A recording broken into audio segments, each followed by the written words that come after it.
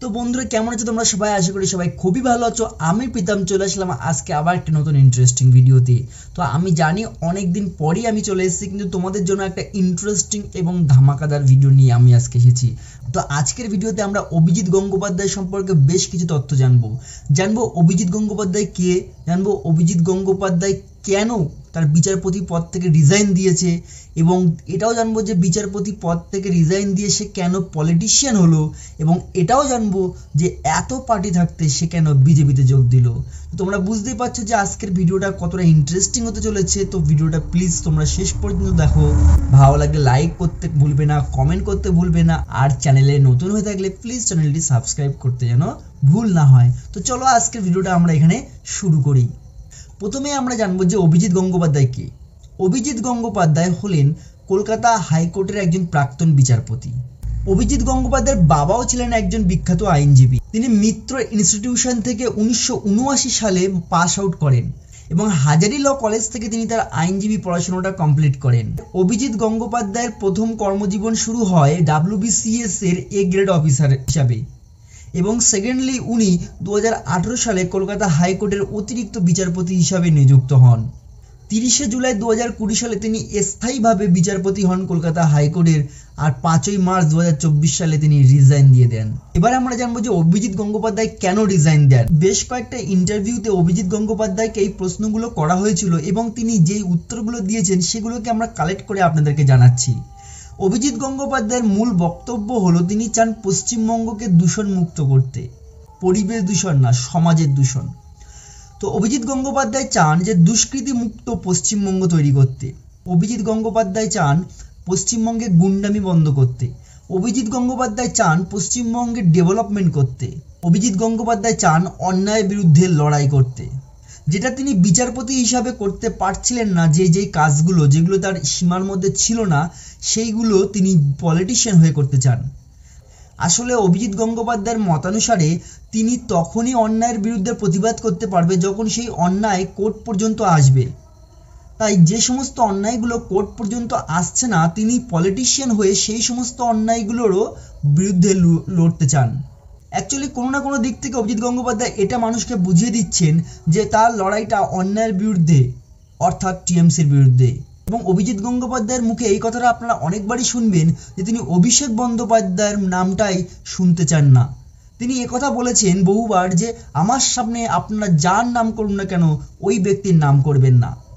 যে সমস্ত অন্যায়গুলো কোর্ট পর্যন্ত পৌঁছচ্ছিল না, সেইগুলোও যাতে তিনি প্রতিবাদ করতে পারেন এবং সেই অন্যায়ের বিরুদ্ধে যাতে তিনি লড়াইটা চালিয়ে যেতে পারেন, তার জন্যই তিনি বিচারপতি পদ থেকে রিজাইন দিয়ে একজন পলিটিশিয়ান হিসাবে যোগদান করেছেন ভারতীয় জনতা পার্টিতে।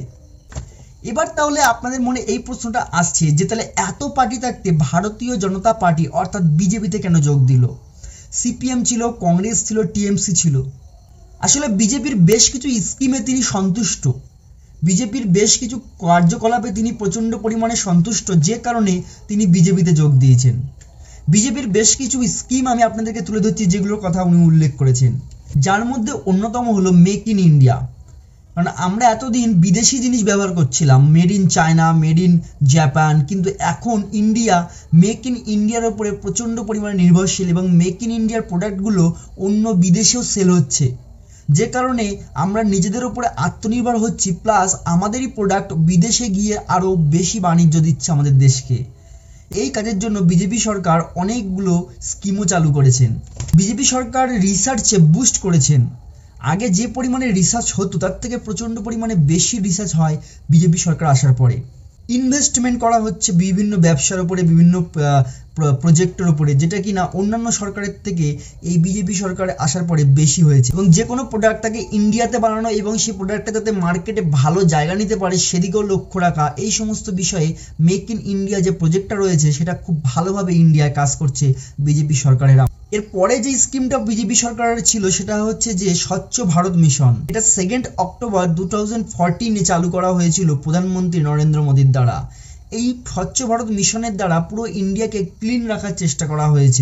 3 নম্বর একটা বড় প্রজেক্ট হচ্ছে জনধন যোজনা। এই জনধন যোজনা 15 আগস্ট 2014 সালে চালু করা হয়। এই জনধন যোজনার মূল টার্গেট হলো ভারতের সমস্ত বাড়ির স্ত্রী যারা গৃহবধূ তাদের কাছে পৌঁছানো এবং তাদেরকে পেনশন দেওয়া, তাদেরকে ইন্স্যুরেন্স দেওয়া এবং বিপদকালীন আপাতকালীন সময়ে তাদের অ্যাকাউন্টে টাকা দেওয়া, তাদেরকে আর্থিকভাবে সহযোগিতা করা। এটা হচ্ছে জনধন প্রকল্পের মূল উদ্দেশ্য, বাড়ির মহিলাদেরকে সাপোর্ট করা।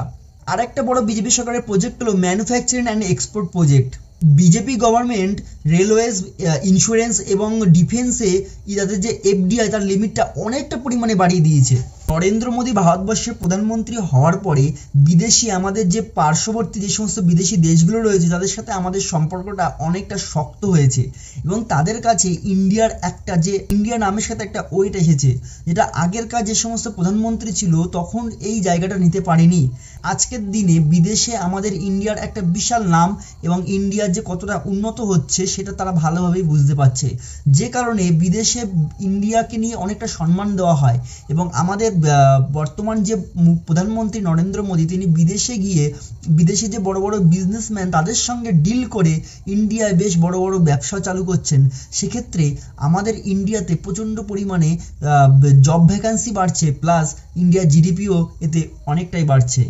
বিজেপি সরকারের অন্যতম একটা বড় বৈশিষ্ট্য হচ্ছে কনফিডেন্স মেকিং, কনফিডেন্স এস্টাবলিশ করা। বিজেপি সরকারের অন্যতম একটা বৈশিষ্ট্য হলো কনফিডেন্স এস্টাবলিশ করা। কাশ্মীর এমন একটা জায়গা যেখানকার অলিগলিতে লেখা থাকতো ইন্ডিয়ান পুলিশ অথবা ইন্ডিয়ান আর্মি প্রবেশ নিষেধ। কাশ্মীরের মানুষেরা ইন্ডিয়ান গভর্নমেন্টকে সহ্য করতে পারত না, কিন্তু বিজেপি সরকার আসার পরে কাশ্মীরের সেই ডেঞ্জারাস জায়গা যেখানে ভারতীয় পতাকা তোলার কারোর ক্ষমতা ছিল না সেখানেই ভারতীয় পতাকা তোলা হয়েছে এবং সেটা সেখানকার মানুষের সহমতে, তাদের উপরে জোর জুলুম করে না। বিজেপি সরকার আসার পরে কাশ্মীরের যে কটা প্রাকৃতিক দুর্যোগ এসছে সাথে সাথে বিজেপি সরকার সেই জায়গায় পৌঁছে সেখানকার মানুষকে বিপদ থেকে তুলে নিয়ে এসেছে এবং সেখানকার মানুষদের সাহায্য করেছে এত পরিমাণে যে সেখানকার মানুষ আজ বিজেপি সরকারের সহমতে বিজেপি সরকারের সাথে চলছে। এটা ধরুন যেই কাশ্মীরের সাথে ইন্ডিয়ান গভর্নমেন্টের একটা বোঝাপড়া এতটা ডিফারেন্স ছিল, এতটা গ্যাপ ছিল, সেই গ্যাপটা অনেকটাই কমে এসেছে। পরবর্তী বিজেপি সরকারের একটা বড় প্রকল্প হলো আয়ুষ্মান ভারত প্রকল্প। এই আয়ুষ্মান ভারত প্রকল্পের দ্বারা প্রত্যেকটা পরিবারের প্রত্যেকটা মানুষ বছরে 5 লাখ টাকা পর্যন্ত হেলথ ইন্স্যুরেন্স পাবে, মানে হেলথ। এবং এই আয়ুষ্মান ভারত প্রকল্পটি 23 সেপ্টেম্বর 2018 সালে বিজেপি সরকার চালু করে। এবার আসি সব থেকে বড় যে প্রকল্প সেটাই ডিজিটাল ইন্ডিয়া। বর্তমানে ইন্ডিয়া পৃথিবীর অন্যান্য সমস্ত দেশের থেকে সব থেকে এগিয়ে রয়েছে ডিজিটালি পেমেন্টের জন্য। বর্তমানে ভারতবর্ষ ডিজিটালি অন্যান্য দেশের থেকে সব থেকে এগিয়ে রয়েছে এবং ইউপিআই হলো এই ডিজিটাল ইন্ডিয়ার একটা বড় পার্ট। ইউপিআইয়ের মাধ্যমে আজকালকার দিনে মানুষ যে কোনো কাজ, যে কোনো জায়গা, যা কিছু যত যা কেনাকাটা হোক, যে কোনো সার্ভিস হোক, সব কিছুই ইউপিআইয়ের মাধ্যমে একটা মোবাইলের মাধ্যমে পেমেন্ট করতে পারছে, যার জন্য কোনো খুচরো পয়সা বা কোনো টাকার কোনো নোটের প্রয়োজন পড়ছে না। এক্ষেত্রে সরকারের একটা এখানে সুবিধা হচ্ছে, সেটা হচ্ছে যে সরকার জানতে পারছে যে কোন মানুষ কীরকম ট্রানজ্যাকশান করে এবং ক্যাশ যে নোট যে কয়েন সেটাকেও সরকারকে পয়সা খরচা করে বানাতে হচ্ছে না এবং ডিজিটাল পেমেন্টের মাধ্যমে মানুষেরও অনেকটা সুবিধা হচ্ছে। আর ডিজিটাল ইউপিআই ছাড়া যে সমস্ত ডিজিটালি সমস্ত কাজ, যার ফলে প্রচুর ব্যবসা, প্রচুর মানুষের বিজনেস হচ্ছে এবং মানুষ যে জিনিসগুলো বিডিও অফিস, এসডি অফিসে বারবার ছুটে ছুটে করতে হতো সেগুলোকে মানুষ তার নিয়ারেস্ট যে সমস্ত সিএসসি সেন্টার বা সাইবার ক্যাফে আছে সেখান থেকে করতে পারছে। তো এরকম অনেক প্রকল্প বিজেপি সরকারের রয়েছে। আসলে প্রকল্প প্রত্যেকটা পার্টিরই থাকে, প্রত্যেক পার্টির বিভিন্ন নিজস্ব প্রকল্প থাকে। এখানে বিজেপি সরকারের বেশ কিছু প্রকল্প আমি আপনাদের সামনে তুলে ধরলাম। এবার আমরা জানবো যে অভিজিৎ গঙ্গোপাধ্যায় কেন শুধুমাত্র বিজেপিতে যোগদান করলো, অন্য কোনো পার্টিতে না। কারণ মানুষ অভিজিৎ গঙ্গোপাধ্যায়কে চেনে তার ন্যায় বিচারের উপরে এবং এই ন্যায় মানুষ যেই দলে যাবে সেই দলের অনেকটাই ডেভেলপড হবে, এটা আমরা সবাই আশা করি বুঝতে পারছি। তো এই বড় মুখ, এই এত বড় একজন ব্যক্তি কেন শুধুমাত্র বিজেপিতে ঢুকলো, তো চলো সেটাই আমরা জেনে নিই। আসলে অভিজিৎ গঙ্গোপাধ্যায় মতানুসারে কংগ্রেস এবং সিপিএম এর কোনো বড় লিডার নেই, এই দুটো দলের কোনো বড় লিডার নেই এবং টিএমসি যে দলটাকে উনি কোনো রকমভাবে সহ্য করতে পারেন না, কারণ টিএমসির প্রচুর দুর্নীতি নিয়ে তিনি কেস লড়েছেন, কেস বিচার করেছেন এবং উনি ভালোভাবেই জানেন যে টিএমসিতে দুর্নীতি কতটা পরিমাণে বেশি হয়, এটা ওনার মতানুসারে। অভিজিৎ গঙ্গোপাধ্যায় এই কথাটাও তার ইন্টারভিউতে বলেছেন যে তিনি মমতা বন্দ্যোপাধ্যায়কে প্রচণ্ড পরিমাণে রেসপেক্ট করেন, কারণ মমতা বন্দ্যোপাধ্যায় সিপিএমের আমলে যে পরিমাণে আন্দোলন করেছিল, তাই চোট পেয়েছিল, হসপিটালে ভর্তি ছিল, অনশন করেছিল শুধুমাত্র সেই সময় সিপিএমের অত্যাচারকে রুখতে।